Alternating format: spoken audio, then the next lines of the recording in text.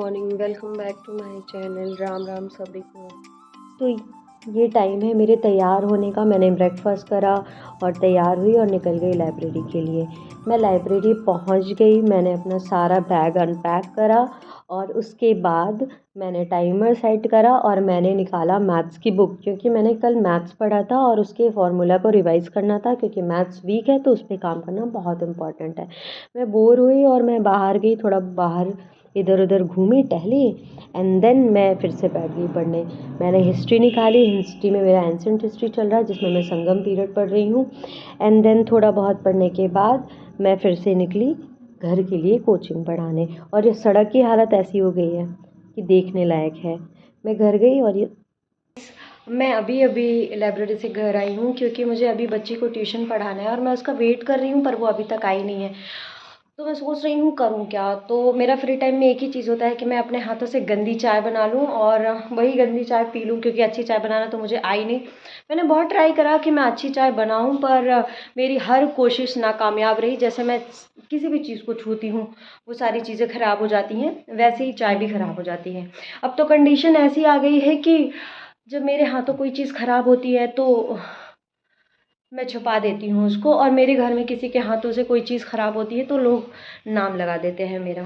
और अगर कुछ भी चीज़ें टूटती हैं तो उसकी ज़िम्मेदार मैं ही होती हूँ। फ़िलहाल मैं ऐसा करती नहीं हूँ, पर नाम लग जाता है मेरा।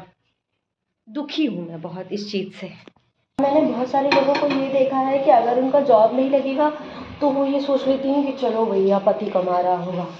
पर मेरे पास तो ऑप्शन सी भी नहीं है, क्योंकि बी तो मैंने कभी प्रिपेयर ही नहीं करा। जॉब के अलावा कुछ और कर ही नहीं सकती, क्योंकि मेरे अंदर कोई कला नहीं है। ना मुझे नाचना आता है, ना गाना आता है, ना कुछ आता है, और खाना बनाना भी नहीं आता। समस्या विकराल है। मैं पता नहीं क्या कर पाऊँगी अपने जीवन में। मेरी सहेलियाँ जो 12th 11th 10th में कहा करती थी कि वो आईएएस बनेंगी, आईपीएस बनेंगी, डॉक्टर बनेंगी, इंजीनियर बनेंगी, और अभी पता चलता है कि उनकी शादी हो चुकी है और उनके एक एक बच्चे भी हैं।